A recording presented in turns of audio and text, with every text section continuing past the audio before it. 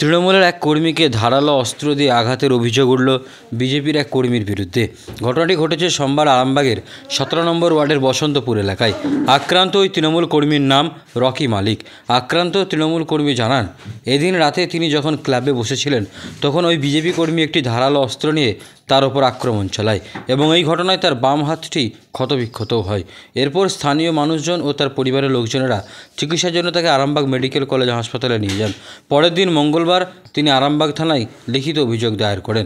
যদিও বিষয়টি অস্বীকার করেছে বিজেপি, তবে বিষয়টা সঠিক কী ঘটেছে তা খতিয়ে দেখছে আরামবাগ থানার পুলিশ।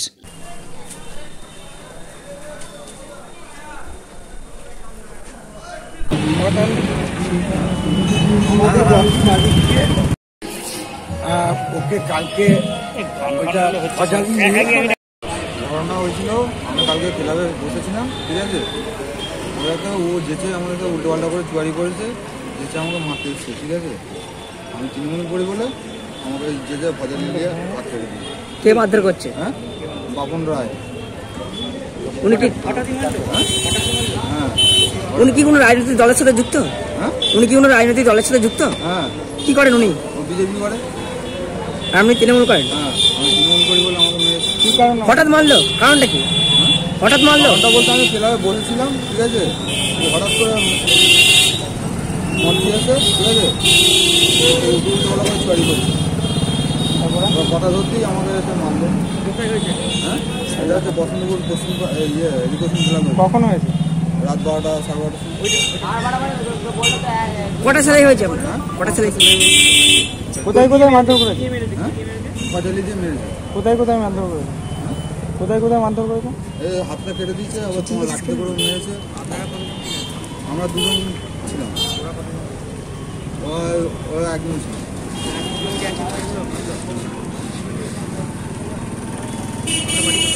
আমার বাড়ি বসন্তপুর পশ্চিম পাড়ায়। আমার নাম রকি মালিক। হ্যাঁ, হসপিটালে ভর্তি হয়েছিলাম 2টার সময় করে। আর ঘটনাটা কখন ঘটেছিল? ঘটনাটা কখন ঘটেছিল?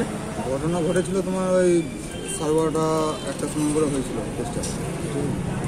অভিযোগ করছেন? হ্যাঁ, আজকে অভিযোগ করতে এসেছি। ঠিক আছে। রকি মালিক আমাদের বসন্তপুরে 17 নম্বর ওয়ার্ডের বাসিন্দা। ও আমাদের তৃণমূলের সক্রিয় কর্মী। কালকে মদ্যপ অবস্থায় বিজেপি কর্মীরা আমাদের রকিকে মারধর করে। এবার ওকে নিয়ে কালকে হসপিটালে রাত্রিরে যায়, চিকিৎসা করে। আজকে ওর আত্মীয় স্বজনরা এসছে যে থানাতে অভিযোগটা জানাতে এসছে।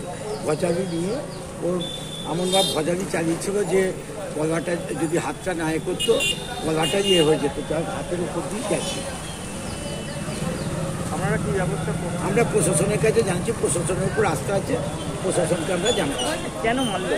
আরে এ তৃণমূল করে একে বিভিন্নভাবে উত্তপ্ত করেছে। ও কথা ধরেছে যে কেন তুমি এভাবে করছো। মাথার মদ খেয়ে তো বিজেপি কয়েকজন ছিল, এসে ওর ওপর অত্যাচার করেছে। আমরা প্রশাসনের কাছে আস্থা আছে প্রশাসনের উপর, প্রশাসনকে আমরা অভিযোগটা জানাচ্ছি। গেছিল ওই জন্য বলছে ওরা দুদিনের সদস্য হয়েছে, এখানে এসে মস্তানি করবে, সেই জন্য চাবি দিচ্ছে না। এবার ওরা যখনই বাধা দিতে যায় তখনই আমার ছেলেকে টার্গেট করে মারার জন্য। গলাটাই কেটে দিত, হাতটা না আরাম দিলে হাতটা দিয়ে গেছে। মানে ওদের দুজন ছিল, দুজনের মধ্যে দেখার টার্গেট করেছিল মারার জন্য। এবার একজনের ওপর দিয়ে গেছে, মানে ওর পিছনে ভজালি ছিল বলে এরা জানেনি যে পিছনে ভজালি আছে। সেই ভজালি বার করে সেই অবস্থায় মেরেছে, বুঝতে পারে। কেন মারধর করছে কেন আপনার ছেলেকে? শুধু ওই যে টিএমসি আর হচ্ছে ওরা বিজেপি করে আর হচ্ছে টিএমসি করে, টার্গেট করছে। বেশি দিন মানে যেই থেকে এসে সেই থেকেই করছে। আপনারা কি থানায় অভিযোগ করছেন? করতে এসেছি। আপনি কি করে জানলেন ঘটনাটা কখন হয়েছে? যখন ঘটনাটা ঘটেছে আমার ছেলেই ছুটে গেছে যে আমাকে ডাকছে মা করে, তখন আমার রক্ত মানে মাথা সকালে যেমন কাটলে রক্ত বেড়ে সেরকম পিস দিয়ে আবার রক্ত বেরোচ্ছে। তখনই আমরা সঙ্গে সঙ্গে আমরা একটা গাড়ি করে নিয়ে হসপিটালে এসে ভর্তি করেছিলাম। তার বাড়ি হচ্ছে মহন্তপাড়া কাছে বাড়ি। আপনাদের বাড়িতে? আমাদের বাড়ি কত নম্বর ওয়ার্ড? 17 নম্বর ওয়ার্ড। কি নাম আপনার? আমার নাম কৃষ্ণা মান্ডে। আর ছেলের নাম? Rocky Monday. আপনাদের একটা কর্মী বিজেপির তৃণমূলের একজনকে ধারালো অস্ত্র দিয়ে কোপ দিয়েছে, কি বলবেন? দেখুন, বিষয়টা হচ্ছে এখন সামনে রাজনৈতিক ভোট আসছে, ভোটের জন্য এখন একে অপরকে কারাগারে চলছে। আমরা বিষয়টা দেখছি, দোষী অবশ্যই সাজা পাবে।